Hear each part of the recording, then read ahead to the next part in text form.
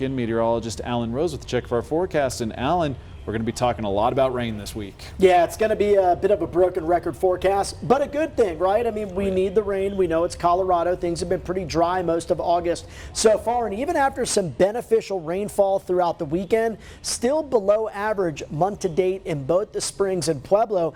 And this isn't something you see too often, right? Pueblo leading the charge in terms of monthly rainfall compared to the Springs, but under the Springs for year-to-date totals at about 8.10 inches, a deficit of around 1.5 inches for 2025.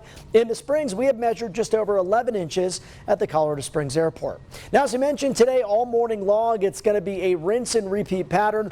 Storms are likely to pick up between about 3 and 5 o'clock for the I-25 corridor. These areas under a flood watch all day long. Severe threats also included in today's forecast, although I think the risk of severe weather would be generally a little bit less than what we saw yesterday.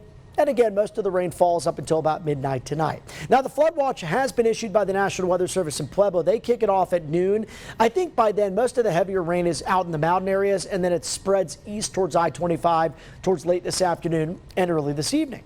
All right, good Monday morning. If you're just tuning in, temperature right now in the Springs at 59 degrees after some rain that fell up until about 1, 2 in the morning. Things are dry for now.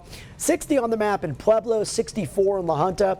We still have upper 40s outside your front door in Woodland Park, Westcliff, and Alamosa. Other than a few rogue showers coming out of the Saguache Range, sort of clipping the San Grays and the San Luis Valley, we have some heavier rain. That's our next disturbance, all rotating around this ridge of high pressure to our southeast. And that energy is coming out of Utah this morning. You can see that on the water vapor imagery. The darker greens indicate lots of moisture out there in the atmosphere, and that will be moving into southern Colorado as we make our way into the afternoon.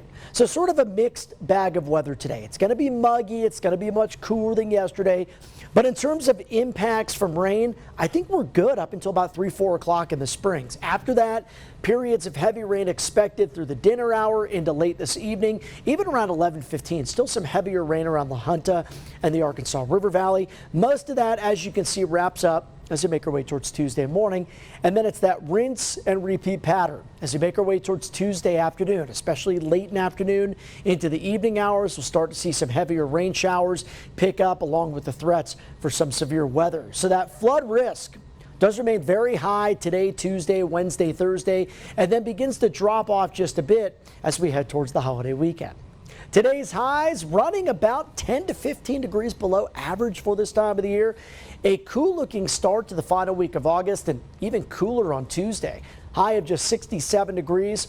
Then we're back to the 70s Wednesday, Thursday, Friday. Mid-70s expected into the upcoming holiday weekend. Now on Tuesday, again, we'll be dry early on with rain chances not picking up until very late in the afternoon or until Tuesday evening. For Pueblo, highs here comfortably in the 70s with overnight lows in the 50s, at least for the first couple of days of the week. And then we're back to the 80s from Wednesday through Sunday. Canyon City highs also in the 70s today and tomorrow with lower 80s Wednesday to Saturday. For Woodland Park, a near constant supply and threat of moisture, which means heavier rain will be possible through at least the end of the week. Time now, 6:20.